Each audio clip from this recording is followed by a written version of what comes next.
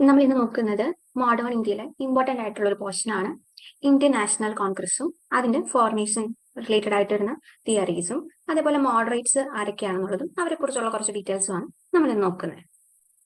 Indian National Congress was considered to be the most significant organization which worked as a powerful institution to attain Indian independence. അപ്പൊ നമുക്കറിയാം 1857 വേണ്ടിയിട്ടായിരുന്നു ഈ ബ്രിട്ടീഷുകാരുടെ ഒരുപാട് ചൂഷണങ്ങൾക്കെതിരെയായിരുന്നു നമ്മൾ ഈ 1857 റിവോൾട്ട് ഒക്കെ കൊണ്ടുവന്നത്. അതിന് നമ്മൾ എന്തായിരുന്നു പറഞ്ഞത്? ഫസ്റ്റ് വാർ ഓഫ് ഇൻഡിപെൻഡൻസ് എന്നുള്ള രീതിയിലായിരുന്നു അതറിഞ്ഞിരുന്നത്. അപ്പോൾ അതിനൊക്കെ ശേഷം ഇൻഡിപെൻഡൻസ് വേണം, അല്ലെങ്കിൽ ഇനിയും ബ്രിട്ടീഷുകാരുടെ ആ ഒരു ഇതൊന്നും ടോളറേറ്റ് ചെയ്യാൻ പറ്റില്ല എന്നുള്ള ഒരു അവസ്ഥ വന്നപ്പോഴത്തേക്കുമാണ് ഈ ഇന്ത്യൻ നാഷണൽ കോൺഗ്രസിന്റെ ഫോർമേഷനും കാര്യങ്ങളൊക്കെ വരുന്നത്. അപ്പോൾ ഈ INCയുടെ മെയിൻ ഉദ്ദേശിച്ചെന്ന് പറയുന്നത്, അല്ലെങ്കിൽ ആ ഒരു മോട്ടീവ് എന്ന് പറയുന്നത്, എങ്ങനെയും ഇന്ത്യയിൽ ഇൻഡിപെൻഡൻസ് നേടിയെടുക്കാനായിരുന്നു INC എന്ന് പറയുന്നത്. ഈ INC ഫോം ചെയ്യുന്നത് 1885 ഡിസംബർ 28-നാണ്. അന്നത്തെ ഒരു ഇംപീരിയൽ സിവിൽ സർവീസ് ഓഫീസർ ആയിട്ടുള്ള അലൻ ഒക്ടേവിയൻ ഹ്യൂം അല്ലെങ്കിൽ AO ഹ്യൂമിന്റെ നേതൃത്വത്തിലാണ് ഈ ഒരു INC ഫോം ചെയ്യുന്നത്. അപ്പോൾ ഈ INC ഫോം ചെയ്ത സമയത്ത് ഇതിന്റെ പേരെന്ന് പറയുന്നത് ഇന്ത്യൻ നാഷണൽ യൂണിയൻ എന്നായിരുന്നു. അപ്പം INC ഫോം ചെയ്യാൻ അതിന് നേതൃത്വം കൊടുത്തത് ആരായിരുന്നു? അലൻ ഒക്ടേവിയൻ ഹ്യൂം അല്ലെങ്കിൽ AO ഹ്യൂം ആയിരുന്നു അതിന് നേതൃത്വം കൊടുത്തിരുന്നത്. അപ്പം ആദ്യം ഇതിന്റെ പേരെന്ന് പറയുന്നത് ഇന്ത്യൻ നാഷണൽ യൂണിയൻ ആയിരുന്നു. അതിനുശേഷം ഈ ഇന്ത്യൻ നാഷണൽ കോൺഗ്രസിന്റെ ആദ്യത്തെ ഒരു മീറ്റിംഗ് വരുന്നുണ്ട്. അതായത് ഇതിന്റെ ഫസ്റ്റ് സെക്ഷൻ തന്നെ, ആ സെക്ഷനിൽ വെച്ച്, അതായത് ഫോം ചെയ്ത സമയത്ത് തന്നെയാണ്, അതായത് 28 ഡിസംബർ 1885 തന്നെ, ആ ഒരു സമയത്ത് ദാദാബായ് നവറോജി എന്താണ് ചെയ്യുന്നത്? ഈ ഇന്ത്യൻ നാഷണൽ യൂണിയൻ എന്നുള്ള ആ ഒരു പേര് മാറ്റിയിട്ട് ഇന്ത്യൻ നാഷണൽ കോൺഗ്രസ് എന്നുള്ള ഒരു പേര് കൊടുക്കുകയാണ് ചെയ്യുന്നത്. അങ്ങനെ ഇവര് ഫസ്റ്റ് മീറ്റിംഗ് ഇത് ഫോം ചെയ്ത് അന്ന് തന്നെയാണ് തുടങ്ങുന്നത്, അല്ലെ അന്ന് തന്നെയാണ് നടത്തുന്നത്. അത് നടക്കുന്ന സ്ഥലമാണ് ഇത് ബോംബെ ഗോകുൽദാസ് തേജ്പാൽ സാൻസ്ക്രിറ്റ് കോളേജ്. എവിടെയാണ്? ബോംബെയിലുള്ള ഗോകുൽദാസ് തേജ്പാൽ സാൻസ്ക്രിറ്റ് കോളേജിൽ വെച്ചിട്ടായിരുന്നു ഈ ഒരു INCയുടെ ഫസ്റ്റ് മീറ്റിംഗ്, അല്ലെങ്കിൽ ആ ഒരു ആയിട്ടുണ്ടായിരുന്നത് WC ബാനർജി ആയിരുന്നു.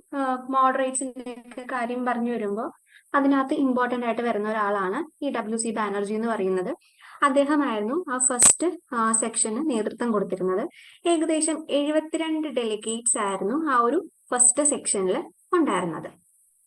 ഇനി നമ്മൾ പറഞ്ഞു ഇന്ത്യൻ നാഷണൽ കോൺഗ്രസിന്റെ ആ ഒരു ഫോം ചെയ്ത ഡേറ്റും ഫസ്റ്റ് സെക്ഷനെ കുറിച്ചൊക്കെയല്ലേ നമ്മൾ പറഞ്ഞത്. ഇനി നമ്മൾ അതിന്റെ ഫോർമേഷൻ തിയറീസിനെ കുറിച്ചാണ് നോക്കുന്നത്. അപ്പം ഈ ഫോർമേഷൻ തിയറീസ് ഒരുപാട് ഹിസ്റ്റോറിയൻസ് പല പല രീതിയിൽ പറഞ്ഞിട്ടുണ്ടെങ്കിൽ പോലും പട്ടാഭി സീതാരാമയ്യ എന്ന് പറയുന്ന ആള് പറയുന്നത് ഈ ഇന്ത്യൻ നാഷണൽ കോൺഗ്രസിന്റെ ആ ഒരു ഫോർമേഷൻ എന്ന് പറയുന്നത് ശരിക്കും ഒരു മിസ്റ്ററി ആണെന്നാണ് പറയുന്നത്. കറക്റ്റ് ആയിട്ട് എന്തുകൊണ്ടാണ് ഇത് ഫോം ചെയ്തതെന്നുള്ളത് നമുക്ക് ഇപ്പോഴും വ്യക്തമല്ലാത്ത ഒരു കാര്യമാണെന്നാണ് ആര് പറയുന്നത്? പട്ടാഭി സീതാരാമയ്യ പറയുന്നത്. പക്ഷെ ഇതിനകത്തൊക്കെ കുറെ തിയറീസ് വരുന്നുണ്ടെങ്കിൽ പോലും നമുക്കതിൽ ഏറ്റവും കൂടുതൽ അക്സെപ്റ്റബിൾ ആയിട്ടുള്ള ഒരു തിയറി എന്ന് പറയുന്നത് സേഫ്റ്റി വാല്യൂ തിയറിയാണ്. അപ്പം ഈ സേഫ്റ്റി വാല്യൂ തിയറി എന്ന് പറയുന്നത് ആരുടെ ഐഡിയ ആയിരുന്നു? ലോർഡ് ഡഫറിൻ, അന്നത്തെ വൈസ്രോയി ആയിട്ടുള്ള ലോർഡ് ഡഫറിന്റെ ഐഡിയ ആയിരുന്നു ഈ സേഫ്റ്റി വാൽവ് തിയറി എന്ന് പറയുന്നത്. അതിനെ ആരും സപ്പോർട്ട് ചെയ്യുന്നുണ്ട്? നമ്മൾ നേരത്തെ പറഞ്ഞ അലൻ ഒക്ടേവിയൻ ഹ്യൂം, അതായത് AO ഹ്യൂമും ഇതിന് സപ്പോർട്ട് ചെയ്യുന്നുണ്ട്. എന്തിനു വേണ്ടിയിട്ടാണ് സപ്പോർട്ട് ചെയ്യുന്നത്? ഇനി ഒരു റിബല്യൻ ഉള്ള പോസിബിലിറ്റി അവർ ഓൾറെഡി കാണുന്നുണ്ട്. കാരണം 1857 റിവോൾട്ടോട് കൂടി അവർക്ക് എന്താ, ഈസ്റ്റ് ഇന്ത്യ കമ്പനിക്ക് ഡയറക്റ്റ് ആയിട്ടുള്ള ആ ഒരു കൺട്രോൾ ഇന്ത്യയിൽ നിന്ന് പോവാണ്. അതിനുശേഷം ക്രൗൺ റൂൾ വരുന്നു. ഇനിയും ഇവർക്ക് എന്താ, ഇവരുടേതായിട്ടുള്ള ഒരു സ്പേസ് കൊടുത്തില്ല എന്നുണ്ടെങ്കിൽ അത് പിന്നെയും ഒരു റിവോൾട്ടിലേക്ക് എത്തും എന്നുള്ളത് ആർക്ക് മനസ്സിലാവുന്നുണ്ട്? ഇവർക്ക് മനസ്സിലാവുന്നുണ്ട്. അതിന്റെ ഭാഗമായിട്ടാണ് ലോർഡ് ഡഫറിന്റെ കീഴില് ലോർഡ് ഡഫറിന്റെ ഐഡിയ ആയിരുന്നു ഈ ഇന്ത്യൻ നാഷണൽ കോൺഗ്രസ് എന്ന് പറയുന്നത്. അതിനെ സപ്പോർട്ട് ചെയ്തത് ആരായിരുന്നു? AO ഹ്യൂം ആയിരുന്നു. ഇനി നമ്മൾ പറഞ്ഞ സേഫ്റ്റി വാൽവ് തിയറി, ആ തിയറി എന്താണെന്ന് നമുക്ക് നോക്കാം. It is based on 7 volumes of secret report which AO Hume, the founder of Congress, read at Shimla in 1878. അപ്പം ഈ AO ഹ്യൂം എന്ന് പറയുന്നത് ആരായിരുന്നു? ഷിംലയിലുള്ള കോൺഗ്രസിന്റെ ആ ഒരു ഫൗണ്ടർ ആയിരുന്നു ആര്? ഈ AO ഹ്യൂം അല്ലെങ്കിൽ ഈ അലൻ ഒക്ടേവിയൻ ഹ്യൂം എന്ന് പറയുന്നത് ഷിംലയിലുള്ള കോൺഗ്രസിന്റെ ഫൗണ്ടർ ആയിരുന്നു. അദ്ദേഹത്തിന്റെ ഒരു സീക്രട്ട് റിപ്പോർട്ടിൽ നിന്നാണ് നമുക്ക് ഈ ഒരു തിയറി ഡെവലപ്പ് ചെയ്തെടുക്കാൻ പറ്റുന്നത്. അപ്പം ഈ തിയറിയെ പറ്റിയുള്ള സ്റ്റോറിയും കാര്യങ്ങളൊക്കെ മെൻഷൻ ചെയ്യുന്ന അദ്ദേഹത്തിന്റെ ഒരു ബയോഗ്രഫി ഉണ്ട്. ആ ബയോഗ്രഫി എഴുതിയ ആളുടെ പേരാണ് വില്യം വെഡോബേൺ. വില്യം വെഡോബേൺ 1913 എഴുതിയ ആ ബയോഗ്രഫിയിലാണ് ആദ്യമേ ഈ ഒരു സീക്രട്ട് റിപ്പോർട്ടിനെ കുറിച്ചും ഇങ്ങനെ 7 വോളിയൂംസ് ഉണ്ടെന്നുള്ള കാര്യങ്ങളും എല്ലാം മെൻഷൻ ചെയ്യുന്നത്. അപ്പോൾ ഈ സ്റ്റോറി പറയുന്നത് എന്താ, ബ്രിട്ടീഷിന് ഒരു ഓർഗനൈസേഷൻ ഉണ്ടാക്കണം. എന്തിനു വേണ്ടിയിട്ട്? അവരുടെ അഡ്മിനിസ്ട്രേഷൻ കുറച്ചുകൂടി ഇവിടെ ഈസിലി ആക്കാൻ വേണ്ടിയിട്ട്, അല്ലെങ്കിൽ കുറച്ചുകൂടെ സ്മൂത്ത് ആയിട്ട് പോകാൻ വേണ്ടിയിട്ടാണ് അവർ ഈ ഒരു ഓർഗനൈസേഷൻ തുടങ്ങിയത്. അതുമല്ല, ഇങ്ങനെ ഒരു ഓർഗനൈസേഷൻ വന്നു കഴിഞ്ഞാൽ സ്വാഭാവികമായിട്ടും ഇന്ത്യൻസിന്റെ എന്താ ഒരു എതിരഭിപ്രായങ്ങളൊക്കെ ഇവിടെ തന്നെ ചർച്ച ചെയ്ത് പോയിക്കോളും എന്നായിരുന്നു ആര് കരുതിയിരുന്നത്? ഈ ഓർഗനൈസേഷൻ തുടങ്ങുമ്പോൾ ഇവർ കരുതിയിരുന്നത്.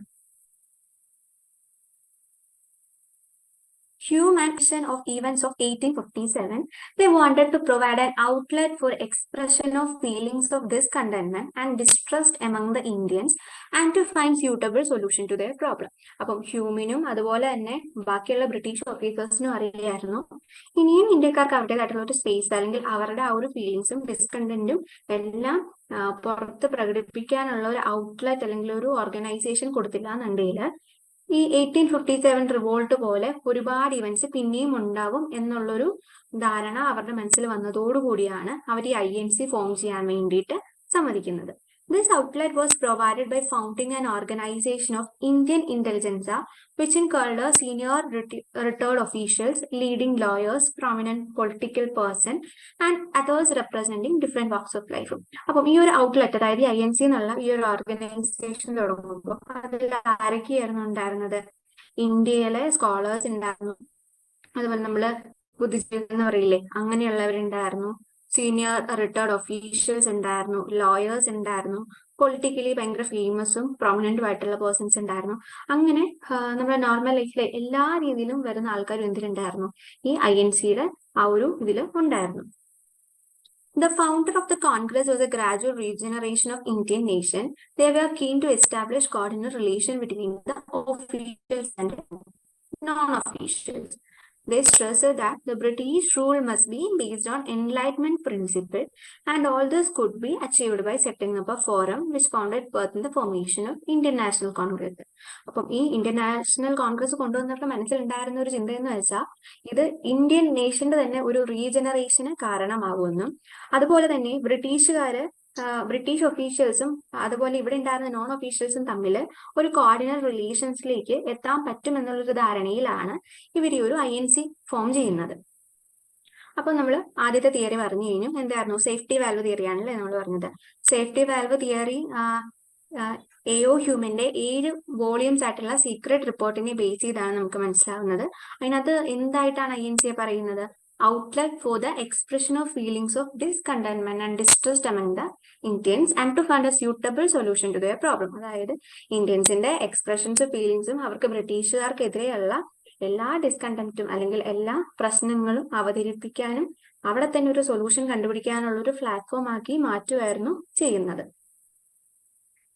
അടുത്ത നമ്മൾ നോക്കുന്നത് WC ബാനർജി. നമ്മൾ പറഞ്ഞു മോഡറേറ്റിൽ വരുന്ന ഒരാളാണ് WC ബാനർജി എന്ന് പറയുന്നത്. അദ്ദേഹത്തിന്റെ അഭിപ്രായമാണ് നമ്മൾ നോക്കുന്നത്. WC Banerjee optimistically stated that AO Hume conceived the idea that it would be beneficial for Indians if the Indian nationalists and intellectuals could be brought together once in a year to discuss the social and political matters.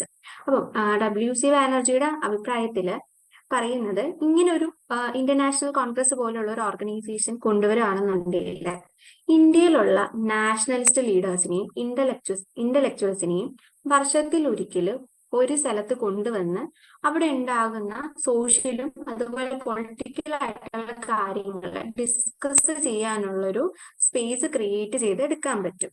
അതുവഴി എന്ത് ചെയ്യാൻ പറ്റും? ഇവർ തമ്മിൽ ഒരു ഫ്രണ്ട്ഷിപ്പും അല്ലെങ്കിൽ ഒരു കോപ്പറേഷനും ഇന്ത്യൻസിന്റെ ഇടയ്ക്ക് ക്രിയേറ്റ് ചെയ്ത് എടുക്കാൻ പറ്റും. അതുപോലെ തന്നെ they could also criticize the government just like an opposition party. അതുപോലെ ഒപ്പോസിഷൻ പാർട്ടി ആയിട്ട് നിന്ന് ബ്രിട്ടീഷുകാർക്കെതിരെയുള്ള ഓരോ നടപടികൾ എടുക്കാൻ വേണ്ടിയിട്ടുള്ള ഒരു പ്ലാറ്റ്ഫോം ആയിട്ടാണ് INC ഇവർ കണ്ടിരുന്നത്. ഇതിനെ ഫുള്ളി സപ്പോർട്ട് ചെയ്തിരുന്നത് ലോർഡ് ഡഫറിൻ ആയിരുന്നു. ലോർഡ് ഡഫറിൻ തന്നെയായിരുന്നു ഈ INCയുടെ ഏറ്റവും മാസ്റ്റർ ബ്രെയിൻ എന്ന് പറയുന്നത്. അടുത്ത തിയറി കൊണ്ടുവന്നതാണ് Gopalakrishna Gokhale.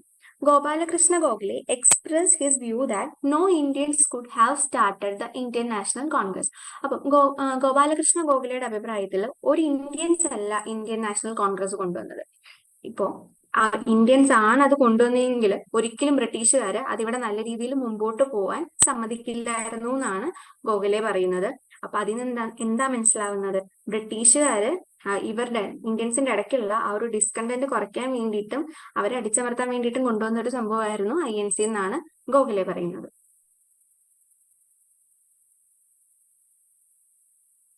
The mystical explanation regarding the formation of Indian National Congress suggests that A.O. Hume got a telepathic message from Indian saints about the possibility of the outbreak of another rebellion. The fear of a rebellion compelled Hume to create an organization like INC. This theory has no historical basis. ഇനി നാലാമത് വരുന്ന theory എന്ന് പറയുന്നത് ശരിക്കും ഒരു historical base ഇല്ലാത്ത തിയറിയാണ്. A.O. ഹ്യൂമിന് Indian സെയിൻസിന്റെ കയ്യിൽ നിന്ന് ഒരു ടെലിപ്പതിക് മെസ്സേജ് കിട്ടുകയും അത് പ്രകാരം ആ മെസ്സേജിൽ പറയുന്ന എന്താണ്, ഇനിയും 1857 റിവോൾട്ട് പോലെ വേറൊരു റിവോൾട്ട് ഇന്ത്യയിൽ ഉണ്ടാവാൻ സാധ്യതയുണ്ടെന്നും അപ്പം അതിനെ ഭയന്നുകൊണ്ടാണ് ഈ ഒരു INC A.O. ഹ്യൂമ് ക്രിയേറ്റ് ചെയ്യുന്നതെന്നാണ് പറയുന്നത്. അടുത്ത തിയറി കൊണ്ടുവരുന്നത് Nandalal ചാറ്റർജിയാണ്. Nandalal Chatterjee stated that the formation of Indian National Congress was a precautionary move against the apprehended Russian invasion of India. അപ്പം നന്ദലാൽ ചാറ്റർജിയുടെ അഭിപ്രായത്തില് ഇന്ത്യൻ നാഷണൽ കോൺഗ്രസ് കൊണ്ടുവന്നതിനുള്ള മെയിൻ റീസൺ എന്ന് പറയുന്നത് ബ്രിട്ടീഷുകാർക്ക് അറിയായിരുന്നു ഇന്ത്യയിലേക്ക് റഷ്യൻ ഇൻവേഷൻ ഉള്ള ഒരു സാധ്യതയുണ്ടെന്ന്. അതായത് റഷ്യക്കാര് സെൻട്രൽ ഏഷ്യൻ അതുപോലെ അഫ്ഗാനിസ്ഥാൻ റീജിയനിൽ നിന്ന് മൈഗ്രേറ്റ് ചെയ്യുന്നുണ്ട്, അല്ലെങ്കിൽ അവര് അവിടെ അറ്റാക്ക് ചെയ്തു തുടങ്ങിയിരുന്നു. അവരുടെ ഇൻവേഷൻ ഒക്കെ അവിടെ ഉണ്ടാകുന്ന ഒരു സമയം കൂടിയായിരുന്നു. അപ്പം പോസിബിലിറ്റി ഉണ്ട് അവർ ഇന്ത്യയിലേക്കും വരാൻ വേണ്ടി. അപ്പം ഇന്ത്യയിലേക്ക് അവർ വരുവാണെങ്കിൽ തന്നെ ഇങ്ങനെ ബ്രിട്ടീഷുകാർക്ക് ഇന്ത്യക്കാരുടെ സപ്പോർട്ട് വേണമല്ലോ. അതിന് വേണ്ടിയിട്ട് അവര് ലോയലായിട്ട് ഇന്ത്യക്കാര് ബ്രിട്ടീഷുകാരുടെ അടുത്ത് ലോയലായിട്ട് നിൽക്കാൻ വേണ്ടി അവർക്കൊരു സ്പേസ് കൊടുക്കാം എന്നുള്ള ഒരു രീതിയിലാണ് INC ഫോം ചെയ്യുന്നതെന്നാണ് നന്ദലാൽ ചാറ്റർജി പറയുന്നത്. ഈ ഒരു തിയറിയെ നന്ദലാൽ ചാറ്റർജി റൂസോഫോബിയ തിയറി എന്നും വിശേഷിപ്പിക്കുന്നുണ്ട്. അപ്പൊ റൂസോഫോബിയ തിയറി എന്ന് പറഞ്ഞാൽ എന്താ? റഷ്യൻ ഇൻവേഷൻ മുൻനിർത്തി ബ്രിട്ടീഷുകാര് INC തുടങ്ങിയെന്ന് പറയുന്നതാണ് എന്ത്? റൂസോഫോബിയ തിയറി എന്ന് പറയുന്നത്. ഇനി അവസാനം കൊണ്ടുവരുന്നതാണ് പട്ടാഭി സീതാരാമയ്യ. നമ്മൾ ഫസ്റ്റ് തന്നെ പറഞ്ഞതാണ് INCയുടെ ഫോർമേഷൻ എന്ന് പറയുന്നത് ഒരു മിസ്റ്ററി ആണെന്നാണ് പട്ടാഭി സീതാരാമയ്യ പറയുന്നത്. അപ്പം ആദ്യമേ തൊട്ട് തിയറീസ് എല്ലാം ഒന്നുകൂടെ പറയാം. സേഫ്റ്റി വാൽ തിയറി. സേഫ്റ്റി വാൽ തിയറിയിൽ പറയുന്നത് എന്താണ്? A.O. ഹ്യൂമിന്റെ ഒരു സീക്രട്ട് റിപ്പോർട്ട് പ്രകാരമാണ് ഈ സേഫ്റ്റി വാൽ തിയറി കൊണ്ടുവരുന്നത്. ഇന്ത്യക്കാർക്ക് അവരുടെ ഡിസ്കണ്ടന്റും അതുപോലെ ഡിസ്ട്രസ്റ്റും മെൻഷൻ ചെയ്യാനും അതിന് സ്യൂട്ടബിൾ ആയിട്ടുള്ള ഒരു സൊല്യൂഷനും കണ്ടുപിടിക്കാൻ വേണ്ടിയിട്ടുള്ള ഒരു പ്ലാറ്റ്ഫോം ആക്കി മാറ്റുമായിരുന്നു INC എന്നാണ് എന്ത് പറയുന്നത്? സേഫ്റ്റി വാൽ തിയറി പറയുന്നത്. അതിനുശേഷം WC ബാനർജിയുടെയാണ് തിയറി വരുന്നത്. ആ തിയറിയിൽ പറയുന്നത് എന്താണ്? ഇന്ത്യൻ നാഷണലിസ്റ്റുകളെയും ഇന്ത്യൻ ഇന്റലക്ച്വൽസിനെയും വർഷത്തിൽ ഒരിക്കൽ ഒരു പ്ലേസിൽ കൊണ്ടുവന്ന് ഇന്ത്യയിൽ ഉണ്ടായിരുന്ന സോഷ്യൽ ആയിട്ടുള്ളതും പൊളിറ്റിക്കൽ ആയിട്ടുള്ള കാര്യങ്ങൾ ചർച്ച ചെയ്യുകയും അതുവഴി അവരുടെ ഇടയ്ക്ക് ഒരു കോപ്പറേഷൻ ഉണ്ടാക്കുകയും ഈവൻ ബ്രിട്ടീഷ് ഗവൺമെന്റിനെ ഒപ്പോസ് ചെയ്യാൻ പറ്റുന്ന ഒരു പാർട്ടി ആയിട്ട് തന്നെ മാറ്റാം എന്നുള്ളൊരു രീതിയിലാണ് INC വരുന്നതെന്നാണ് ബാനർജി പറയുന്നത്. മൂന്നാമത്തെ തിയറി നമ്മൾ പറഞ്ഞത് ഗോപാലകൃഷ്ണ ഗോഖലെയുടെയാണ്. അദ്ദേഹം പറയുന്നത് INC സ്റ്റാർട്ട് ചെയ്തത് ഒരിക്കലും ഇന്ത്യൻസ് അല്ല ബ്രിട്ടീഷുകാർ തന്നെയാണെന്നാണ് പറയുന്നത്. കാരണം ഇന്ത്യക്കാർ തുടങ്ങിയതായിരുന്നെങ്കിൽ ഒരു വിധത്തിലും ബ്രിട്ടീഷുകാർ അത് മുന്നോട്ട് കൊണ്ടുപോകാൻ സമ്മതിക്കില്ലായിരുന്നു. അതുകൊണ്ട് തന്നെ അത് അവരുടെ ഒരു ടാക്ടിക് ആയിട്ടുള്ള മൂവ് ആയിരുന്നു എന്നാണ് ആര് പറയുന്നത്? ഗോപാലകൃഷ്ണ ഗോഖലെ പറയുന്നത്. പിന്നെ പറയുന്നത് A.O. ഹ്യൂമിന് ഒരു ടെലിപ്പതിക് മെസ്സേജ് കിട്ടുന്നു ഇന്ത്യൻ സെയിൻസിന്റെ കയ്യിൽ നിന്ന്, ഇനിയും ഒരു റിബല്യൻ ഉണ്ടാവാൻ ചാൻസ് ഉണ്ടെന്ന്. അതുകൊണ്ട് ആണ് INC ഫോം ചെയ്തതെന്ന് പറയുന്ന വേറൊരു തിയറി വരുന്നത്. ഈ ഒരു തിയറിക്ക് എന്തില്ല? ഹിസ്റ്റോറിക്കൽ ബേസ് നമുക്ക് പറയാൻ പറ്റില്ല. അഞ്ചാമത്തെ തിയറി വരുന്നത് നന്ദലാൽ ചാറ്റർജിയുടെയാണ്. ആ തിയറിക്ക് മറ്റൊരു പേരും പറഞ്ഞല്ലോ, എന്താണ്? റൂസോഫോബിയ എന്നാണ് ഈ ഒരു തിയറിയുടെ പേര്. ഈ ഒരു തിയറി വെച്ച് റഷ്യൻ ഇൻവേഷനെ മുൻനിർത്തി ബ്രിട്ടീഷുകാര് INC ഫോം ചെയ്യുന്നു. കാരണം അങ്ങനെ INC ഫോം ചെയ്യുവാണെങ്കിൽ ഇന്ത്യക്കാരെ സ്വാഭാവികമായിട്ടും ബ്രിട്ടീഷുകാരുടെ കൂടെ നിൽക്കും, അല്ലെങ്കിൽ അവർക്ക് ലോയൽ ആയിട്ട് നിൽക്കും എന്നുള്ളൊരു പ്രതീക്ഷയായിരുന്നു അവർക്ക് ഉണ്ടായിരുന്നത്. ലാസ്റ്റത്തെ തിയറി പട്ടാഭി സീതാരാമയ്യയുടെയാണ്. അദ്ദേഹം പറയുന്നത് INCയുടെ ഫോർമേഷൻ എന്ന് പറയുന്നത് ഒരു വലിയ മിസ്റ്ററി ആയിട്ടാണ്. ഇത്രയും ക്ലിയർ അല്ലേ?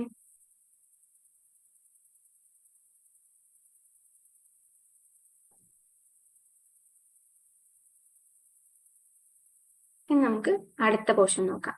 Initial aims of the Congress, അതായത് INCയുടെ ആദ്യത്തെ കുറച്ച്, അതായത് ഇനിഷ്യൽ സ്റ്റേജിൽ INC ഫോം ചെയ്യുന്ന സമയത്ത് ഇവർക്ക് ഉണ്ടായിരുന്ന എയിംസ് എന്തായിരുന്നു എന്നാണ് നമ്മൾ നോക്കുന്നത്. Promotion of the friendly relation among nationalist political workers of different parts of the country. ഇപ്പം ഇന്ത്യയില് പല പല സ്ഥലത്തായിട്ട് ഉണ്ടായിരുന്ന പൊളിറ്റിക്കൽ വർക്കേഴ്സിനെയും നാഷണലിസ്റ്റിനെയും തമ്മിൽ കണക്ട് ചെയ്യുക, അവർക്കിടയിൽ ഒരു ഫ്രണ്ട്ലി റിലേഷൻ കൊണ്ടുവരിക എന്നുള്ളതായിരുന്നു ഇവരുടെ ആദ്യത്തെ എയിം. എന്താ പറയുന്നത്? പൊളിറ്റിക്കൽ വർക്കേഴ്സിന്റെയും നാഷണലിസ്റ്റിന്റെ ഇടയ്ക്ക് ഒരു ഫ്രണ്ട്ലി റിലേഷൻ ഡെവലപ്പ് ചെയ്യുക. രണ്ടാമത്തെ എയിം എന്ന് പറയുന്നത് development and consolidation of the feelings of national unity irrespective of caste, region or provinces.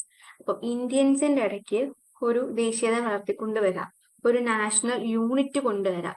എന്തിനാ നാഷണൽ യൂണിറ്റി എന്ന് പറയുമ്പോഴത്തേക്കും എന്താ? കാസ്റ്റ് വെച്ച് വേർതിരിച്ച് നിൽക്കാണ്ടിരിക്കുക, ഒരു റീജിയൻ വെച്ച് വേർതിരിച്ച് നിൽക്കാണ്ടിരിക്കുക, പ്രൊവിൻസ് വെച്ച് വേർതിരിക്കാതെ മൊത്തത്തിൽ ഇന്ത്യക്കാരെല്ലാം ഒന്നാണ് എന്നുള്ള ഒരു ഫീലിംഗ് കൊണ്ടുവരിക എന്നുള്ളതായിരുന്നു രണ്ടാമത്തെ എയിം എന്ന് പറയുന്നത്.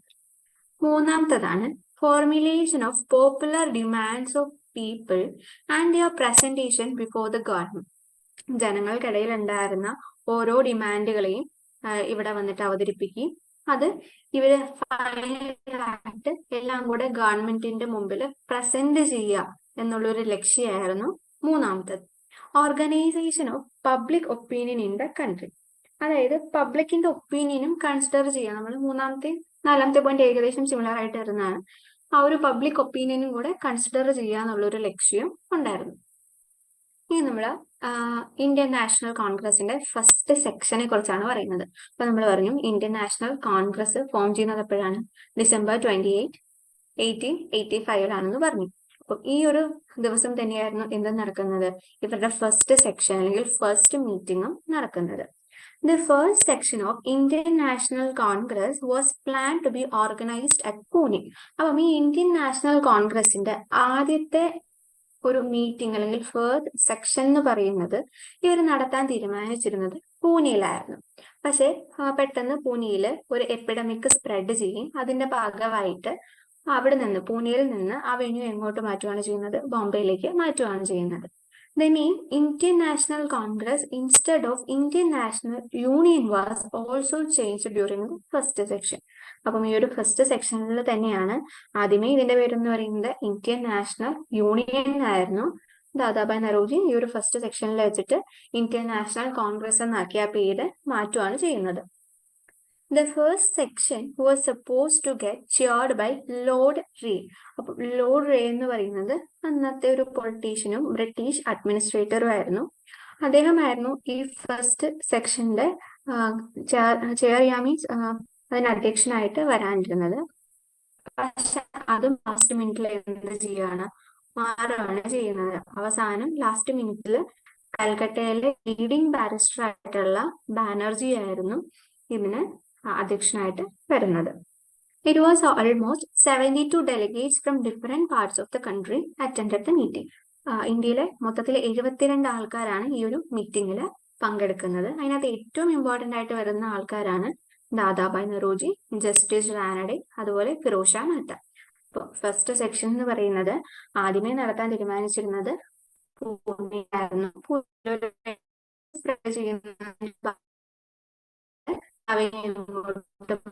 ബോംബെയിലേക്ക് മാറ്റുന്നു.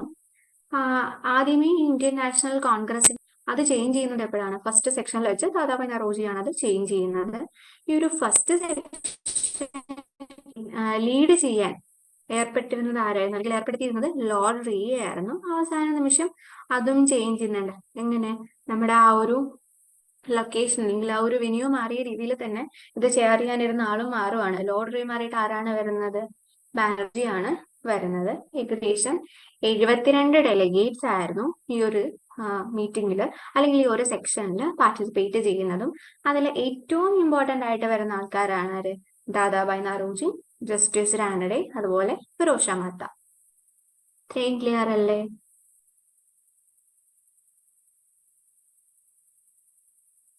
ഇനി നമ്മൾ നോക്കുന്നത് പീരീഡ് ഓഫ് മോഡറേറ്റ്സ്. അതായത് നമ്മൾ പറഞ്ഞു എന്താ മോഡറേറ്റും എക്സ്ട്രീമിസ്റ്റും അങ്ങനെയുള്ള രണ്ട് കാറ്റഗറി ഈ ഒരു INC തന്നെ വരുന്നുണ്ട്. അപ്പം മോഡറേറ്റിന്റെ കാലഘട്ടം എന്ന് പറയുന്നത് എപ്പോഴാണ്? 1885 മുതൽ 1907 വരെയുള്ള കാലഘട്ടമാണ് മോഡറേറ്റ്സിന്റെ കാലഘട്ടം എന്ന് പറയുന്നത്.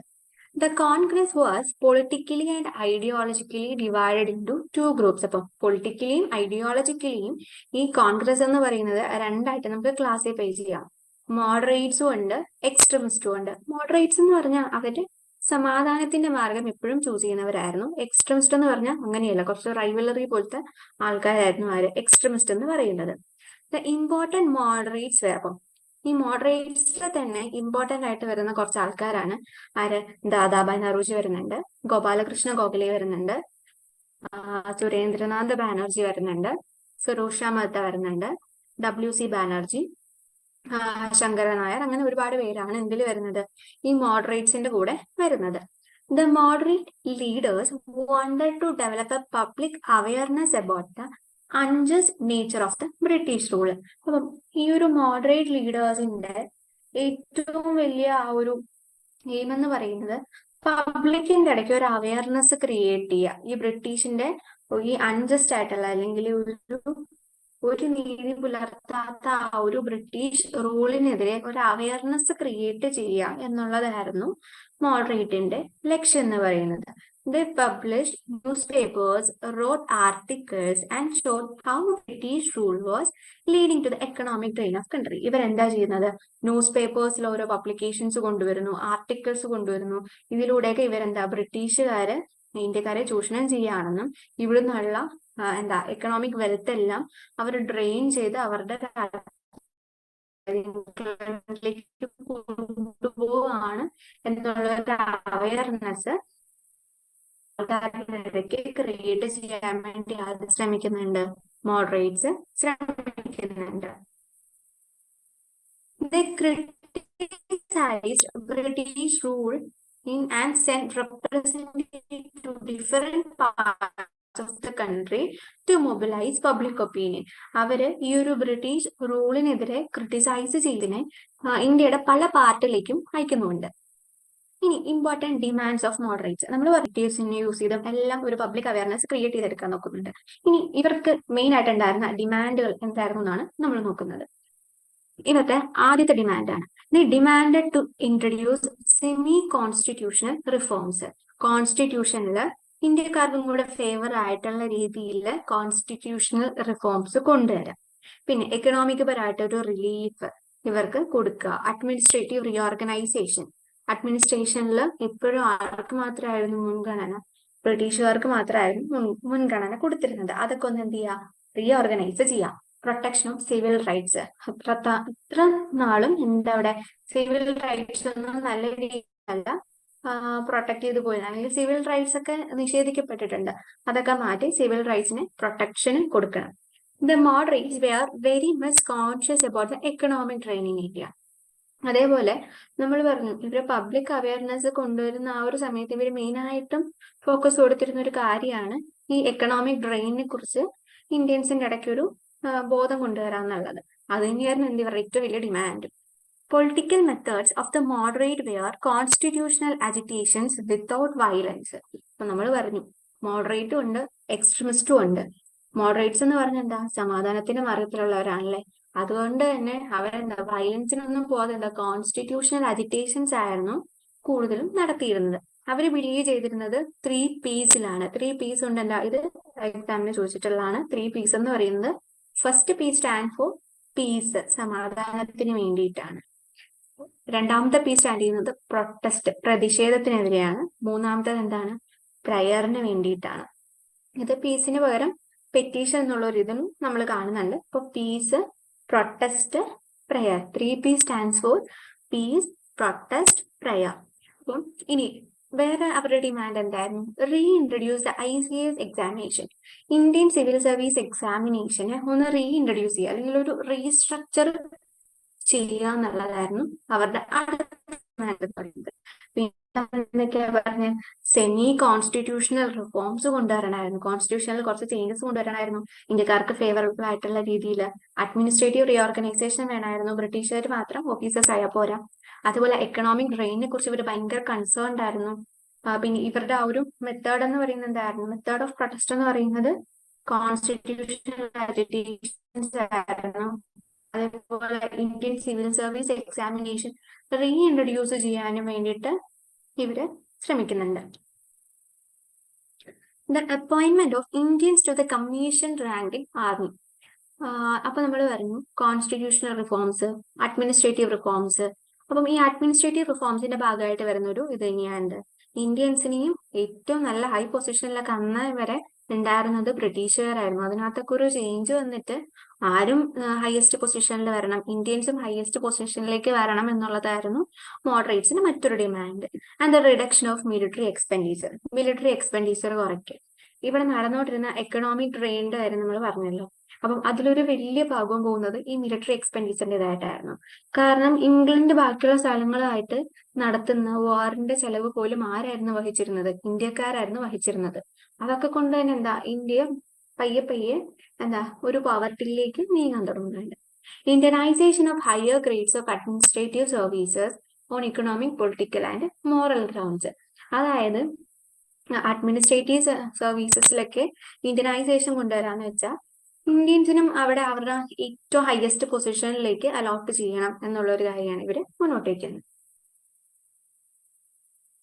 By the 1890s, many Indians began to raise question about the political style of Congress. ഒരു 1890 ആവുന്നതോടുകൂടി തന്നെ എന്താ സംഭവിക്കുന്നത്? ഇവരുടെ ഈ ഒരു എന്താ കോൺസ്റ്റിറ്റ്യൂഷൻ അല്ലേ, ഒരു വയലൻസ് ഇല്ലാണ്ട് സമാധാനത്തിന്റെ രീതിയിലായിരുന്നു ഇവർ മുന്നോട്ട് പോയിക്കൊണ്ടിരുന്നത്. ഇത് ഇന്ത്യൻസ് ക്വസ്റ്റ്യൻ ചെയ്യാൻ തുടങ്ങുന്നുണ്ട്.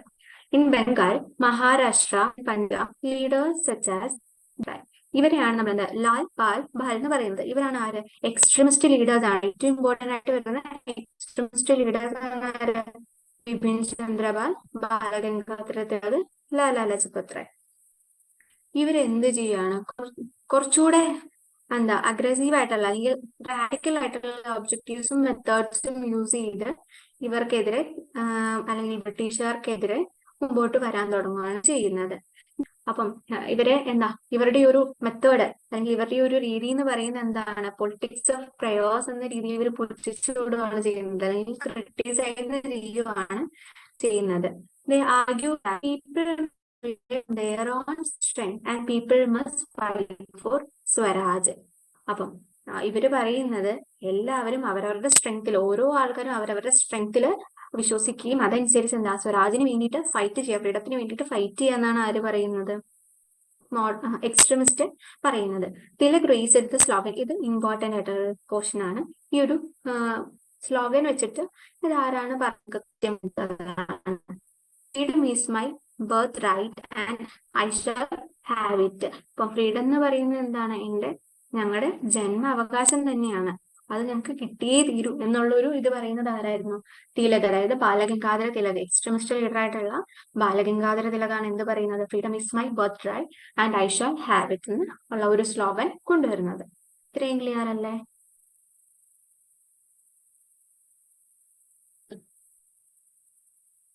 ഓക്കെ, അപ്പൊ നമുക്ക് മോഡറേറ്റ് ലീഡേഴ്സിനെ കുറിച്ച് നോക്കാം ഇനി. ഇപ്പൊ നമ്മൾ പറഞ്ഞു ഇത്രയും നേരം നമ്മൾ മോഡറേറ്റ്സിന്റെ കാര്യമല്ലേ പറഞ്ഞു. അതിനകത്ത് നമ്മൾ എടുത്തു പറഞ്ഞ കുറച്ച് പേരുണ്ട്, അവരെ കുറിച്ചാണ് നമ്മൾ ഇനി നോക്കുന്നത്. അതിനകത്ത് ആദ്യത്തെ ആളാണ് ഗോപാലകൃഷ്ണ ഗോഖലെ. ആ ഒരു ടൈം പീരീഡ് ജസ്റ്റ് ഒന്ന് നോക്കിയാൽ മതി, 1860 to 1950.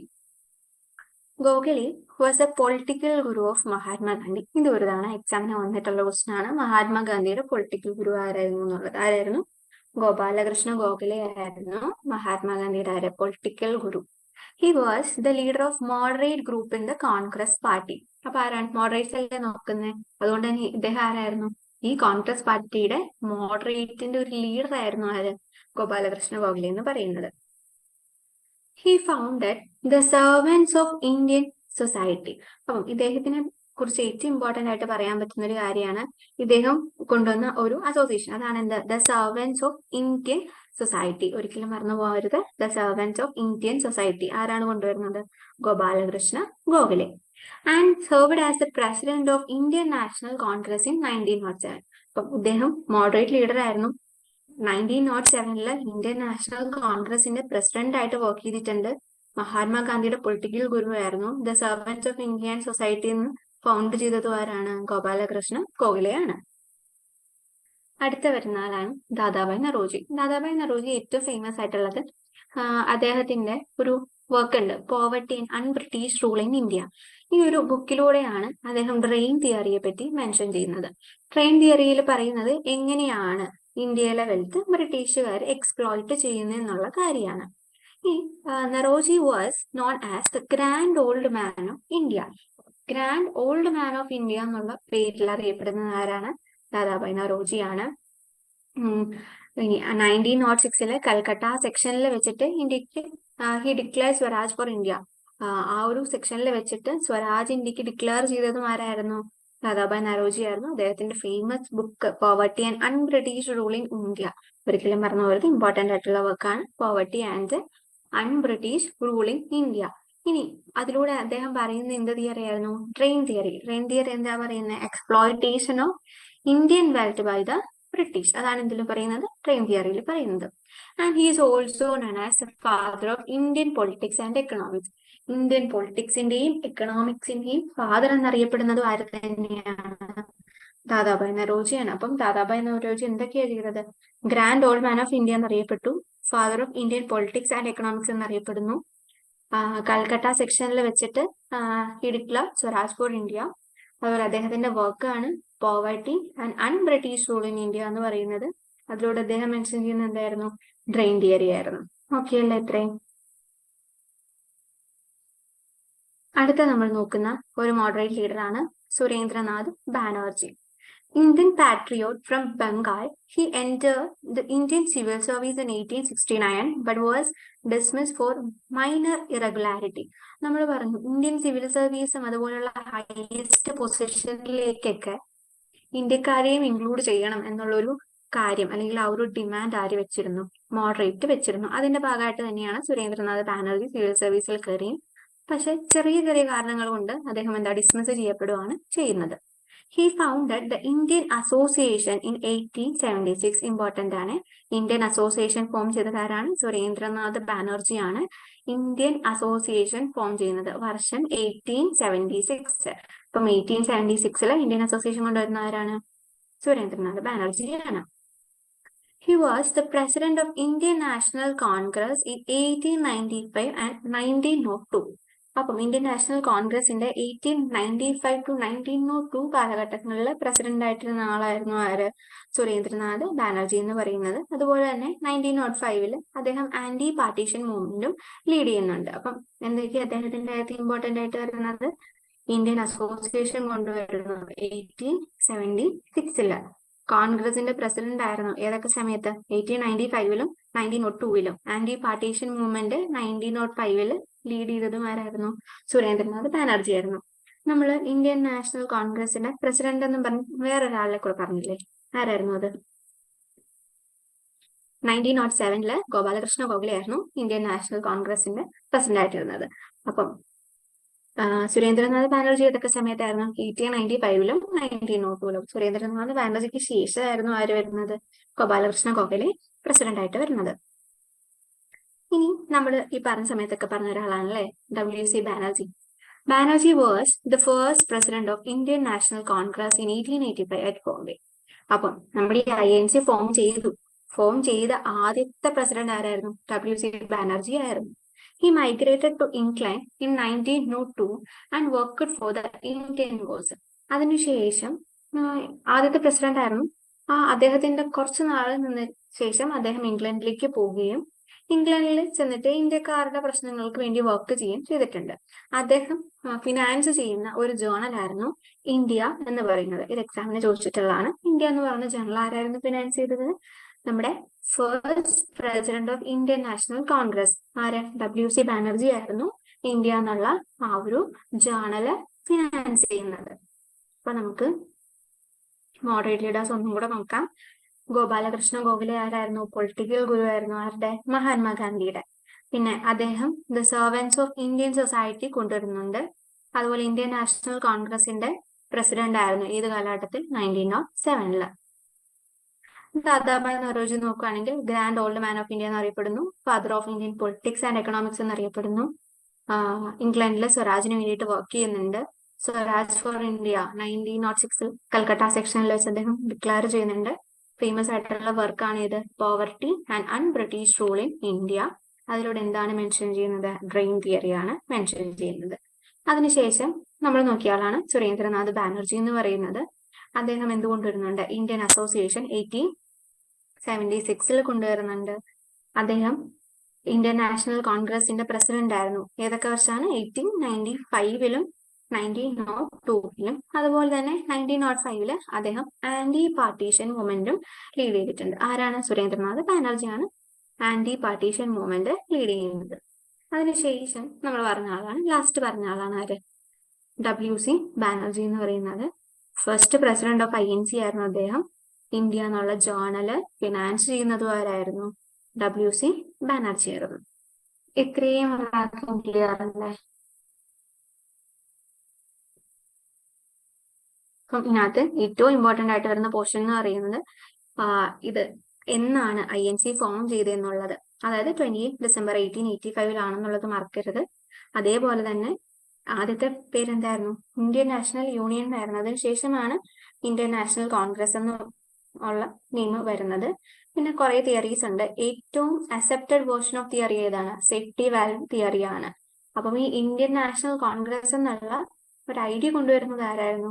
അല്ലെ അത് ആരുടെ മാസ്റ്റർ ബ്രെയിനിലാണ് ഇത് വരുന്നത്? ലോർഡ് ഡഫ്രിൻ, അന്നത്തെ വൈസ്രോയി ആയിട്ടുള്ള ലോർഡ് ഡഫ്രിന്റെ ഐഡിയ ആയിരുന്നു എന്ത്? ഇന്ത്യൻ നാഷണൽ കോൺഗ്രസ് എന്ന് പറയുന്നത്. പിന്നെ നമ്മൾ സേഫ്റ്റി വാൽവ് തിയറി എന്താണെന്ന് പറഞ്ഞു. അതുപോലെ WC ബാനർജിയുടെ തിയറി പറഞ്ഞു. എന്താ അതിനകത്ത് പറയുന്നത്? ഇന്ത്യൻസിനും ഇന്ത്യൻ നാഷണലിസ്റ്റുകൾക്കും എല്ലാവർക്കും കൂടെ കൂടിച്ചേരാനുള്ള ഒരു സ്പേസ് ക്രിയേറ്റ് ചെയ്യുക എന്നുള്ളതായിരുന്നു. ഗോപാലകൃഷ്ണ ഗോഖലെ പറയുന്നത് ഏതോ ഇന്ത്യൻ നാഷണൽ കോൺഗ്രസ് എന്ന് പറയുന്ന ഇന്ത്യക്കാരല്ല തുടങ്ങിയതെന്നാണ്. AU ഹ്യൂമിന്റെ ടെലിപ്പതിക് മെസ്സേജ് കൊണ്ടാണ് ഈ ഒരു INC ഫോം ചെയ്തെന്നുള്ള വേറൊരു തിയറി പറയുന്നുണ്ട്. പിന്നെ നന്ദലാൽ ചാറ്റർജിയുടെ റൂസോഫോബിയ തിയറി. പിന്നെ ഇവരുടെ എയിംസ് പറഞ്ഞു. അതിനകത്ത് ഏറ്റവും ഇമ്പോർട്ടന്റ് ആയിട്ട് വരുന്നത് ഏതൊക്കെയാണ്? ഒന്ന്, presentation of problems in front of the government. അപ്പൊ ഇവരുടെ പ്രശ്നങ്ങൾ ഗവൺമെന്റിന്റെ മുമ്പിൽ അവതരിപ്പിക്കുക. ഒരു നാഷണൽ യൂണിറ്റി ഉണ്ടാക്കുക. ഫസ്റ്റ് സെക്ഷനെ കുറിച്ച് പറഞ്ഞു. ആദ്യം പൂനെ നടത്താനാണ് ഇരുന്നത്, പിന്നീട് അത് ബോംബെയിലേക്ക് മാറ്റുന്നു. ആദ്യമേ ഇതിന് ചെയർ ചെയ്യാനിരുന്നത് ലോർഡ് റീ ആയിരുന്നു. ശേഷം WC ബാനർജി ആവുന്നു. അദ്ദേഹം തന്നെയാണ് പിന്നീട് ഫസ്റ്റ് പ്രസിഡന്റും ആവുന്നത്. പിന്നെ നമ്മൾ മോഡറേറ്റ്സിന് പറഞ്ഞു. അവരുടെ ഡിമാൻഡ്സ് എന്തായിരുന്നു? കോൺസ്റ്റിറ്റ്യൂഷണൽ റിഫോംസ്, എക്കണോമിക് ഡ്രെയിനിൽ അവർ കോൺസെൻട്രേറ്റ് ചെയ്തിരുന്നു. കോൺസ്റ്റിറ്റ്യൂഷണൽ അജിറ്റേഷൻസ് വിത്തൗട്ട് വയലൻസ് ആയിരുന്നു അവരുടെ മെത്തേഡ് എന്ന് പറയുന്നത്. 3 P's, പീസ്, പ്രൊട്ടസ്റ്റ്, പ്രയർ എന്ന് മറക്കരുത്. പിന്നെ നമ്മൾ പറഞ്ഞത് ലാൽ ബാൽ ബാൽ, ആരൊക്കെയായിരുന്നു അവര്? ബിപിൻ ചന്ദ്രപാല്, ബാലഗംഗാധര തിലക്, ലാലാ ലജ്പത് റായ്. അവരാരായിരുന്നു? എക്സ്ട്രീമിസ്റ്റ് ലീഡേഴ്സ് ആയിരുന്നു. അതിനകത്ത് ബാലഗംഗാധര തിലകാണ് ഏത് സ്ലോഗൻ കൊണ്ടുവരുന്നത്? Freedom is my birth right and I shall have it എന്നുള്ള ആ ഒരു സ്ലോഗൻ കൊണ്ടുവരുന്നതും ആരാണ്? ബാലഗംഗാധര തിലകാണ്. അപ്പം ഇത്രയാണ് നമ്മൾ ഇന്നത്തെ ക്ലാസ് നോക്കുന്നത്. എന്തെങ്കിലും ഡൗട്ട് ഉണ്ടോ?